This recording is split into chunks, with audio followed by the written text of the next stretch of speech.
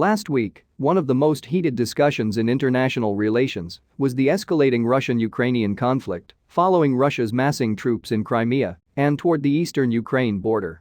After the Pentagon announced a $125 million military aid package for Ukraine, the United States and its NATO allies declared unwavering support for Ukraine, while the US deployed warships to the Mediterranean. In Turkey, some commentators connected the declaration signed by some retired Navy admirals about the Montreux Convention with the escalating tension between Russia and NATO. Declaring that Turkey has not changed its position on the Montreux Convention, President Recep Tayyip Erdoğan put an end to these controversies. Amid debates about a prospective Russian-Ukrainian war, Turkey engaged in shuttle diplomacy with Ukraine and Russia. One day before the visit of Ukrainian President Volodymyr Zelenskiy in Turkey, Erdoğan held a telephone call with Russian President Vladimir Putin, which was announced by Dmitry Peskov, the presidential press secretary of Russia. While some foreign policy experts claim that the world has been on the brink of a new conflict in the post-Cold War era, others argue that a new Cold War has already begun in a bipolar international system.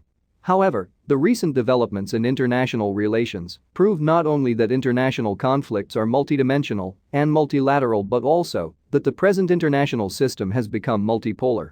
As everyone expected the escalation of the tension between the US and Russia, President Joe Biden proposed a meeting with Putin in a third country in order to make a deal for the de-escalation of tensions in Ukraine. What is the rationale behind this unexpected move by the Biden administration? In one of my previous columns, I emphasized that the Biden administration focuses its energy on its struggle against China, the world's economic superpower.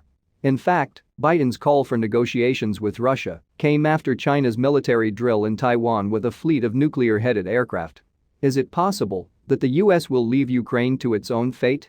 The unipolar hegemony of the US in international relations is long gone, while the emergence of new rivals and new sources of conflict concludes with a multidimensional and multipolar global system.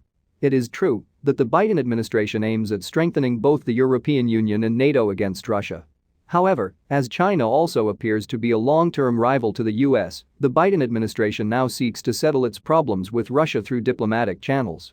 No matter what the circumstances are, the US administration requires strengthening its relations with other regional powers such as Turkey, which is a large zone of influence in Turkic countries.